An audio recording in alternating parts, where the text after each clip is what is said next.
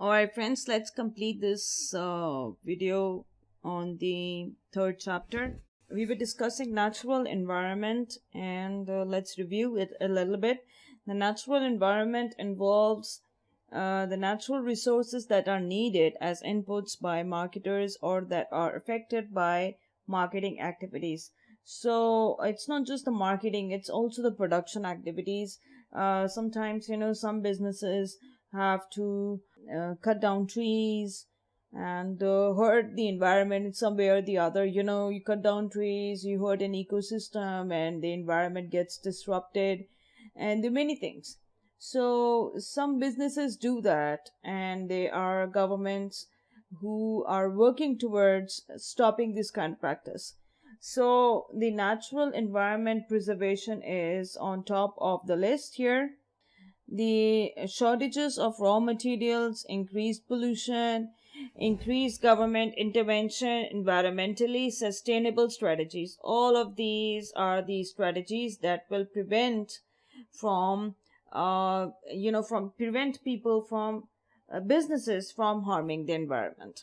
Okay, up next we have the technological environment. The technological environment is the most dramatic force in changing the marketplace. Okay, it creates new products and opportunities. Safety of new product is always a concern here. All right. The thing about the technological environment of a business is that usually what happens is when you have successful or the one of those what we call first world countries, they are usually technologically advanced and they focus on human resources and technology to build their economy. The developing countries, for example, the Middle East, etc., they focus on their natural resources. So the focus here towards business success is technology. The more innovation your company has in terms of technology, the better success you will find in the market. Political environment. The political environment consists of laws, government agencies, pressure groups that influence or limit various organizations and individuals in a given society.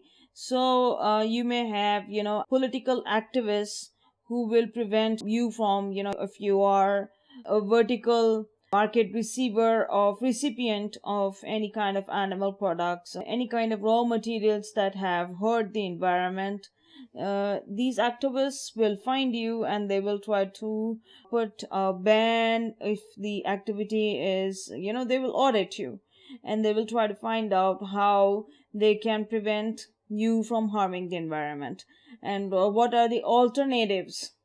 Okay, they will try to discuss the alternatives with you. So this kind of environment, if you have this kind of environment in your business, around your business, you need to be very cautious and you need to make sure that you follow the guidelines.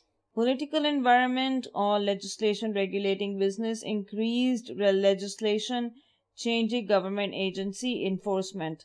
So if you have a government, the rules are always changing, it's kind of unstable, you need to rethink your business opportunities in that area.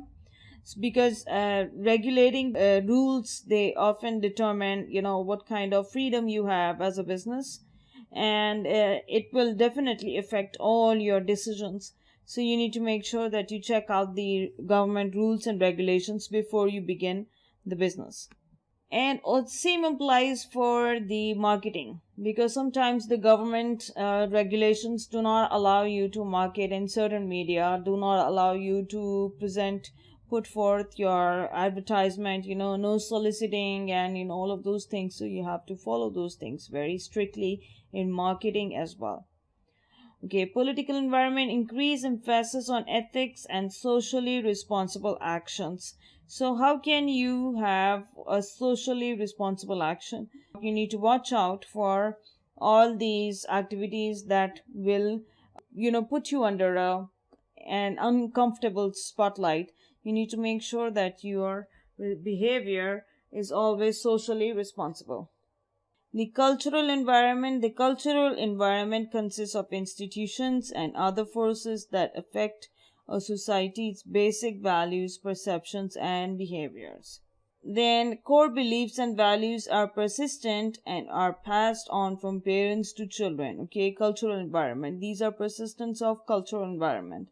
So, and are reinforced by schools, mosques, business, temples, and governments and everything. Secondary beliefs and values are more open to change and include people's view of themselves, others, organizations, society, nature, and the universe. So you need to look at the dominant religion, dominant culture of the region where you are trying to market. And you have to be very careful in your marketing slogans. You have to be very careful in your marketing images. You have to be very culturally proactive. You need to make sure that you don't step on anybody's faith or anybody's language or traditions and everything. So you have to be very, very careful and mindful about these things. Shifts in secondary cultural values. These are the values that can be changed. Okay, so people's view of themselves, people's view of others, people's view of organizations, people's view of society, people's view of nature, people's view of universe.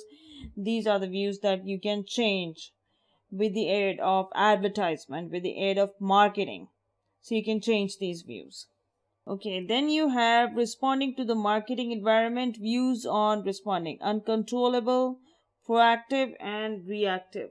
So you need to see what kind of uncontrollable, react and adapt to the forces in the environment.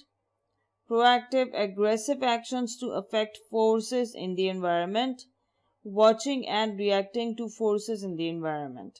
So these are the three kinds of responses that you may get in your marketing environment. Okay, uncontrollable, react and adapt to forces in the environment. Okay, you have to react as it comes. Proactive, you make prior decisions on how to tackle a problem that comes up from the environment. Watching and reacting to forces in the environment is reactive. Alright friends, let's close this lecture here, and up next we're going to talk about chapter 4. Is all about, yes, I have it here. Chapter 4 is all about marketing research. So let's see you in the chapter 4. Take care.